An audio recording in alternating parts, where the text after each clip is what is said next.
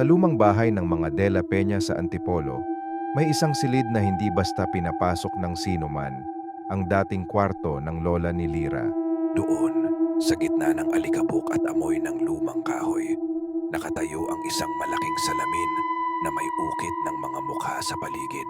May mga matang nakadilat, may bibig na nakanganga, parang mga kaluluwang sumisigaw na di marinig.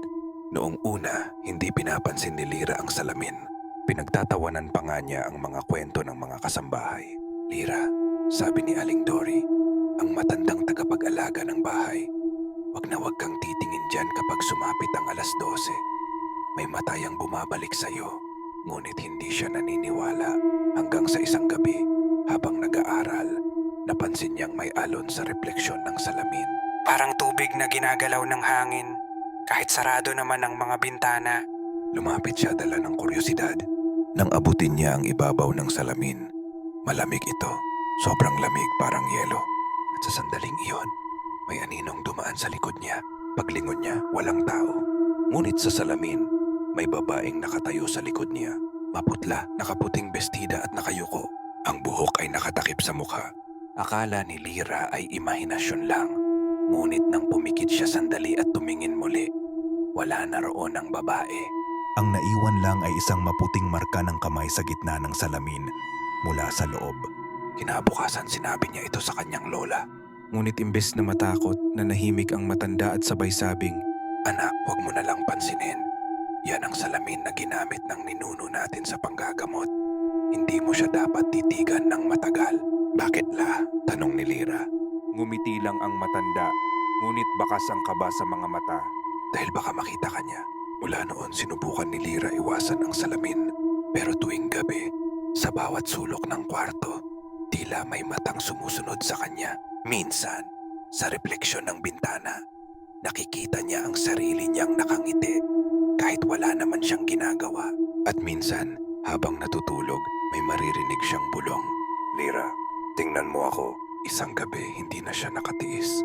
Tumayo siya, lumapit sa salamin, at marahang hinaplos ang laman sa gilid. Doon niya naramdaman. May tumugon mula sa loob. Isang kamay! Malamig, mabigat. Napasigaw siya. Ngunit sa mismong sigaw na iyon, nagising ang kanyang lola at tumakbo papasok sa silid. Pagbukas ng ilaw, nakita nito si Lira na nakatingin sa salamin, nanginginig at nakangiti. Lira, anong ginagawa mo? Sigaw ng lola.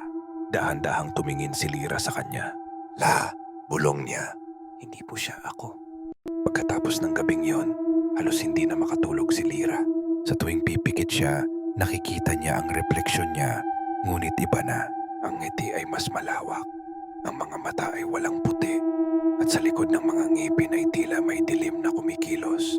Tuwing magigising siya, ang salamin ay laging nakatapat sa kanya kahit anong ayos ng kwarto. Para bang gumagalaw ito mag-isa. "Lira," sabi ng lola kinabukasan habang pinapainit ang tsaa. "May hindi mo alam tungkol sa salamin na yan." Tahimik lang siyang nakinig, bagamat nanginginig pa rin ang mga kamay niya. Noong unang panahon, pag-aari yan ng isang manggagamot. Isang albularyong may kakayahang makipag-usap sa mga kaluluwa sa pagitan ng buhay at kamatayan. Ginamit niya ang salamin bilang daan. Pero sa pagdaan ng panahon, may isang kaluluwang ayaw nang bumalik sa kabila. Nanirahan siya sa loob ng salamin at naghintay ng bagong katawan. "La, bakit mo yan itinago sa akin?" tanong ni Lira nanginginig. "Tinatakot mo ako." "Hindi kita tinatakot, anak," sagot ng matanda. "Pinoprotektahan kita dahil ikaw ang unang nakita niyang kahawig niya." Kinagabihan, habang nagbabasa si Lira sa kama, napansin niyang ang salamin ay may kumikislap na liwanag sa loob. Hindi refleksyon. Parang may apoy na nagliliyab sa kabilang panig. Lumapit siya dahan-dahan at doon muling lumitaw ang babae. Ngayon malinaw na. Nakaputing bestida, mahaba ang buhok ngunit wala pa ring mata. "Lira," sabi nito, kasabay ng malamig na hinga sa loob ng salamin. "Ang tagal kong naghintay sa'yo. Anong kailangan mo sa akin?" Bulong ni Lira, nanginginig. Ngumiti ang babae. "Isang pagkakataon lang, isang halik sa salamin, at magiging isa na tayo." Mula sa loob ng refleksyon, nakita ni Lira ang sarili niyang dahan-dahang lumalapit. Hindi na niya mapigilan ang sarili. Parang hinihila siya ng hindi nakikitang lakas. Nang dumikit ang labi niya sa salamin, biglang bumigat ang paligid. Ang ilaw ay namatay at ang buong silid ay nilamon ng lamig. Pagbukas ng kanyang mata, nasa harap pa rin siya ng salamin. Ngunit ngayon, ang refleksyon niya ay hindi na gumagalaw. Sa halip, ito'y nakangiti, habang siya naman ay hindi na makagalaw. Mula sa kabila, nakita niyang umuurong ang kanyang imahe, papasok sa dilim, habang siya'y nananatiling nakatayo sa loob. Kinabukasan nagising ang lola sa katahimikan ng bahay. Tinawag niya ang apo. Lira, Lira anak, walang tugon.